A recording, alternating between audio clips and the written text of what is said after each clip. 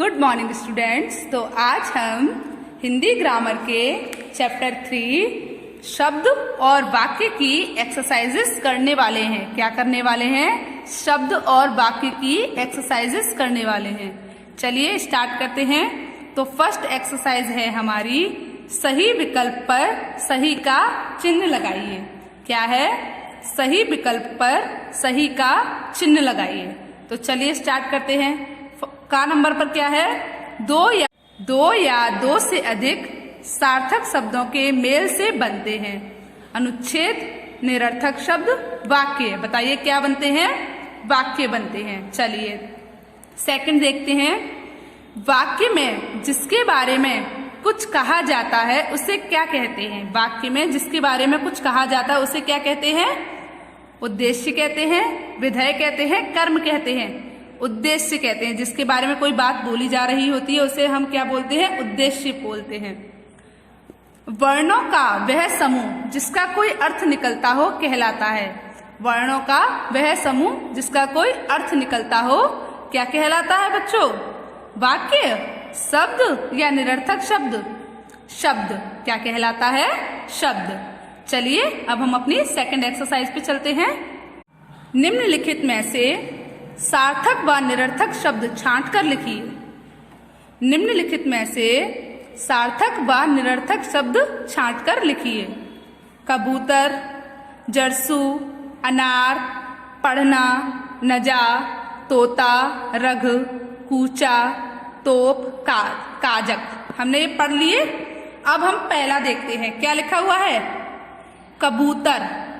अब बताइए कबूतर आपको पढ़ने पर क्या पता चल रहा है? आपके दिमाग में उसकी इमेज आ रही है? हाँ आ रही है।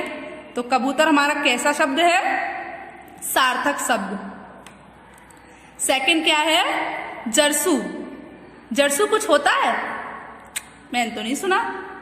इसको पढ़ने से भी मेरे दिमाग में कुछ नहीं आ रहा। तो जरसू कैसा शब्द है? निरर्थक शब्द है। थर्ड पढ़ते हैं अनार। अनार, अनार बताइए आया दिमाग में? क्या आया? लाल लाल होता है और बड़ा मीठा होता है ना, टेस्टी होता है, जिसका हम जूस भी पीते हैं। तो अनार हमारा कैसा शब्द हुआ? सार्थक। चलिए उसके बाद क्या लिखा है? पढ़ना। पढ़ना हमारा कैसा शब्द हुआ बताइए? सार्थक या निरर्थक? सार्थक शब्द। उसके बाद क्या लिखा हुआ है? नजा। अब बताइए नजा पढ़कर आपको कुछ समझ में आया? नहीं। तो नजा कैसा शब्द हुआ?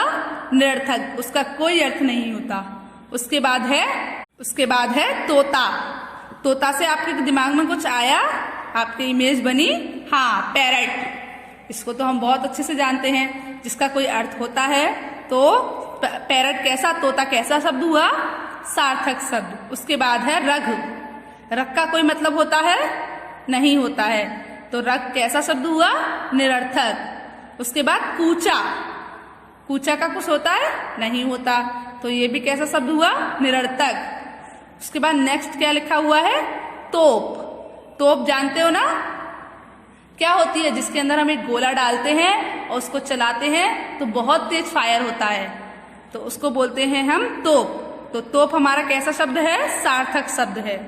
उसके बाद है काजक। काजक कुछ नहीं होता ना, तो वो भी एक निरर्थक शब्द है। जिसका कोई मतलब नहीं है वो कैसे शब्द होते हैं? निरर्थक। और जिनका मतलब होता है, जिनके अंदर कोई मीन होता है, मीन्स निकलता है उनको हम बोलते हैं सार्थक शब्द। तो चलिए अब हम अपनी थर्ड एक्सरसाइज पढ़ना स्टार्ट करते हैं। निम्न शब्दों का क्रम ठीक करके वाक्य बनाइए। निम्न शब्दों का क्रम ठीक करके वाक्य बनाइए। करना है, जो शब्द दिए हैं उनका क्रम ठीक तरीके से लगाकर एक वाक्य बनाना है सबसे। चलिए पहला क्या है? पशु पसंद है बहुत मुझे। अब कभी बताइए हम ऐसे बोलेंगे पशु पसंद है बहुत मुझे? हम क्या बोलेंगे? सबसे पहले मुझे। पशु बहुत पसंद है। मुझे पशु बहुत पसंद है मतलब मुझे जानवर बहुत पसंद है। तो क्या बना? मुझे पशु बहुत पसंद है। पशु का मतलब क्या होता है? जानवर। चलिए दोस्त मेरे हैं यहाँ बैठते। दोस्त मेरे हैं यहाँ बैठते, ये शब्द सही है? नहीं है। अब इनको हम कैसे अरेंज करेंगे? इनको अरेंज करिए। मेरे दोस्त यहाँ बैठते हैं। क्या बनेगा? वाक्य कैसे बनेगा?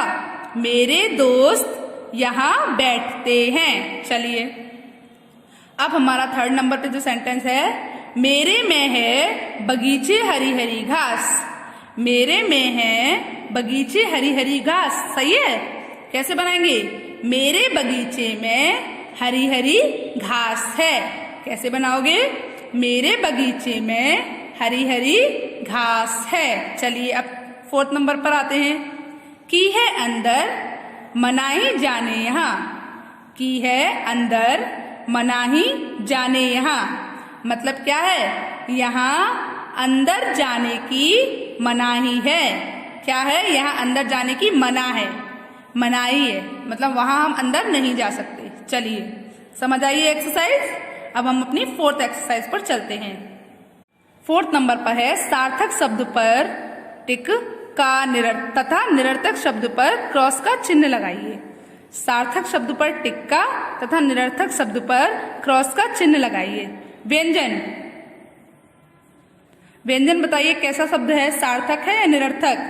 सार्थक शब्द है, तो हमने इस पर टिक लगाया। खा नंबर पर है गाजर। गाजर कैसा शब्द है बच्चों? सार्थक या निरर्थक? सार्थक शब्द। गा नंबर पर है सैनिक। सैनिक कैसा शब्द है बच्चों? बताइए। सार्थक शब्द, तो हमने इस पर भी टिक लगाया। घा नंबर पर है बाय। बाय कैसा शब्द है बच्चों? बताइए। कोई मतलब है इसका? नहीं, तो हमने क्या लगाया? क्रॉस। ड नंबर पर है आरप। आरप कोई शब्द होता है? इसका कोई मतलब होता है? नहीं होता है, तो ये भी क्या है? क्रॉस, मतलब निरर्थक शब्द है। चलिए चा नंबर पर है तरबूज। क्या है? तरबूज। तरबूज का मतलब होता है हाँ, तो हमने तरबूज पर क्या लगाया? टिक लगाया, क्योंकि तरबूज कौन सा शब्द है? सार्थक शब्द है। चलिए अब हम अपनी फिफ्थ वाली एक्सरसाइज पर चलते हैं। तो फिफ्थ नंबर पे एक्सरसाइज है नीचे दिए शब्दों से रिक्त स्थान भरिए। यहाँ पर जो शब्द दिए हैं उनसे क्या भरने हैं? रिक्त स्थान भरने हैं। तो पहला है दो या दो से अधिक सार्थक शब्दों के मेल से डैश बनते हैं। दो या दो से अधिक सार्थक शब्द जब मिलते हैं तो क्या बनते हैं? वाक्य बनते हैं। चलिए एक बार फिर से पढ़ लीजिए। दो या दो से अधिक सार्थक शब्दों के मेल से वाक्य बनता है। चलिए अब खा नंबर पर है वाक्य से उसका ब्लैंक पूरी तरह स्पष्ट होना चाहिए। मतलब जब वाक्य हम कोई लिख रहे हैं तो उसका अर्थ पूरी तरह साफ हो जाना चाहिए, स्पष्ट हो जाना चाहिए। चलिए तो इसमें हम क्या बढ़ेंगे? इसमें हम क्या फिल करेंगे? वाक्य से उसका अर्थ पूरी तरह से स्पष्ट हो जाना चाहिए। वाक्य से इसका अर्थ पूरी तरह स्पष्ट होना चाहिए। चलिए अब हम आगे चलते हैं। तो गा नंबर का हमारा फिल इन द ब्लैंक्स है जिसके बारे में कुछ कहा जाए उसे कहते हैं। जिसके बारे में कुछ कहा जाता है उसे हम क्या कहते हैं? उद्देश्य कहते हैं। क्या कहते हैं? उद्देश्य कहते हैं। चलिए घा नंबर का क्या है? कर्ता के द्वारा किया गया कार्य ब्लैंक कहलाता है। क्या कहलाता है? विधेय कहलाता है। जो काम उद्देश्य कर रहा है उसे हम क्या कहते हैं? विधेय कहते हैं।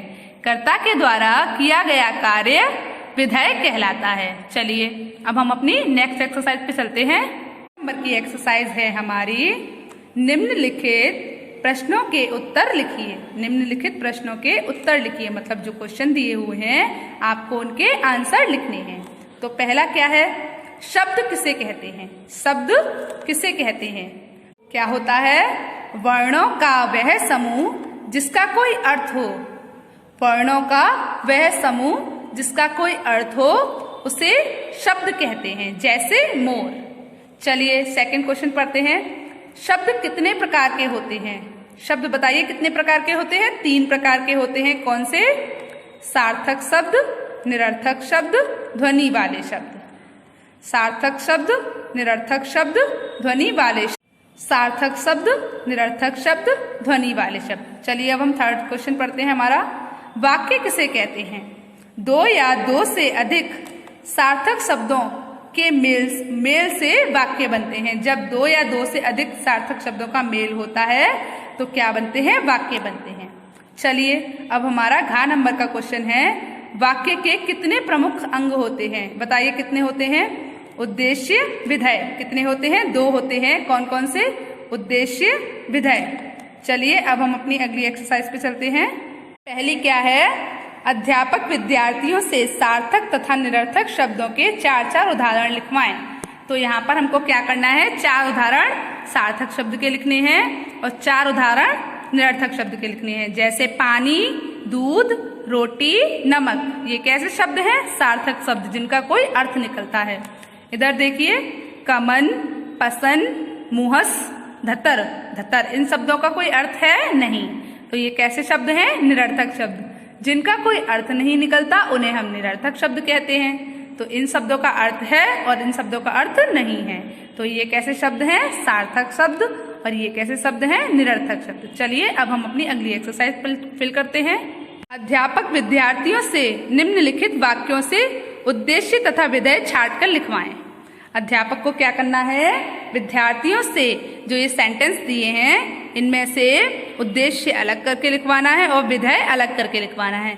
तो देखिए बच्चों, इस जो इधर लाइन है उसमें विधेय आ नहीं सकते, तो मैंने क्या किया है? विधेय पर लाइन कर दी है, अंडरलाइन। तो ये जो है हमारे वो विधेय हैं।